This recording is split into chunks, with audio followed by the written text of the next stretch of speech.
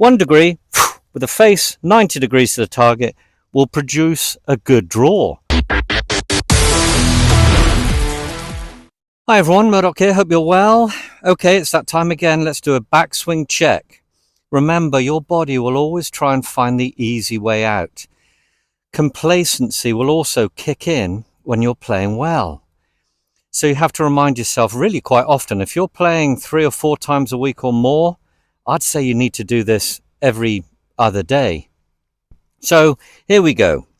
Alignment, let's check that. Remember, 1 degree off is 10 yards on a 100-yard shot. So on a 200-yard shot, let's say it's one of your hybrids or a 3-wood into that realm, 20 yards on 1 degree. It's microscopic, but it means you're missing fairways, missing greens easily. So let's just reset, recalibrate.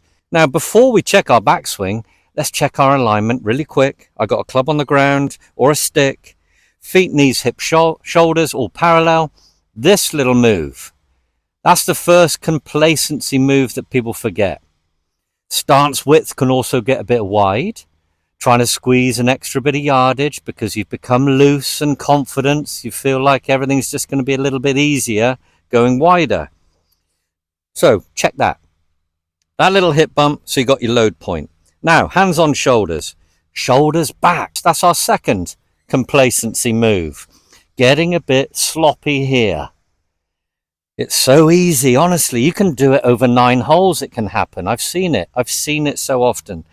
Remind yourself of that correct discomfort right here. Arms hanging down. Don't reach. Don't get back on your heels.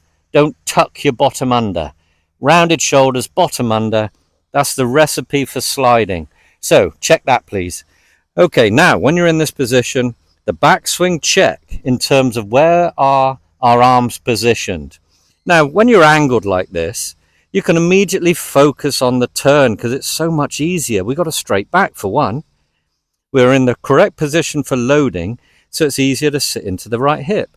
Just feel now, here's our first movement of the swing that's uncomfortable. After the strain of the setup, is the left shoulder coming under the chin a little bit to keep the right arm on top to stop that complacent move of getting inside. So that's the first thing to recognize. Again, no club. We don't want the distraction of a club. We're getting that raw swing feeling that we can then relate to when we do hold the club for our practice swing. So you're turning into the right hip, feeling the tension in your lats, in your core, pressure on the right knee and instep as you turn now. You'll feel it in the glute, possibly some of you too. So here we are. There's the body. That's as far as I can go. Then I keep my eyes down, comfortably extend, right chest. Right hand, thumbs up.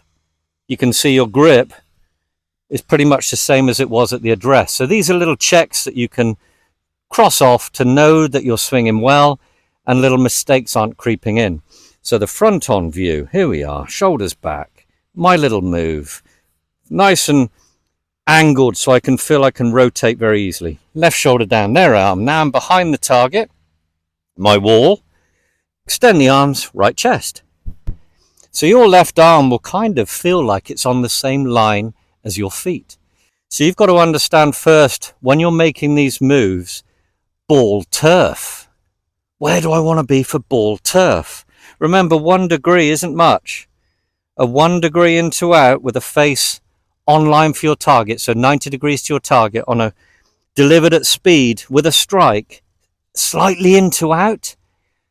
Back to that 10 yards and 20 yards again. 1 degree with a face 90 degrees to the target will produce a good draw. We don't need to, start to get sloppy thinking draw because the mechanics will go all to pot. See what I mean? So when you're making these exercises correctly, to feel the correct discomforts for the right positions, think ball turf. That keeps you in the right mindset and controlling what you can as a golfer. And that's the move, your best move on the day, repeating to a ball not moving for ball turf. Number 3, the outcome is after number 1, the good move. the good move you're putting on it to the best of your ability, repeating for ball turf produces the outcome. Remember, we want to hit it well. We want to hit it well. So don't think so much of shape, because that's where everyone's a little bit customized. Everyone's a bit different. You take a degree across it, or even two, if you're ripping it, if you're striking it really solid. And realistically, as we get older, the fade swing is the easier one, because we can't avoid that move in coming. I mean, we can tame it, but you know what I mean?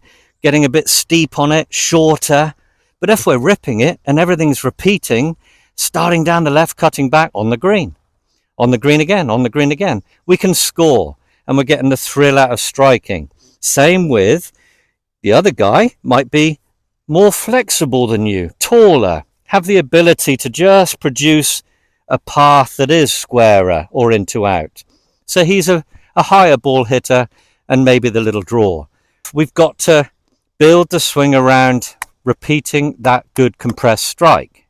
That's the first thrill in golf, isn't it? Let's hit it well. We don't want to chop it all the way around and rely on putting. So here we go. Let's check the backswing. Boom. Uncomfortable. Straining. Where would my arms be? Boom. Momentum takes me further. There we are. I'm now refreshed with my body and capable of what happened 2 days ago when I played quite well. Anyway, keep it that simple. Thank you so much for all your support. Comments are welcome. Suggestions for new videos, certainly welcome. Thank you so much. I'll see you soon. Take care.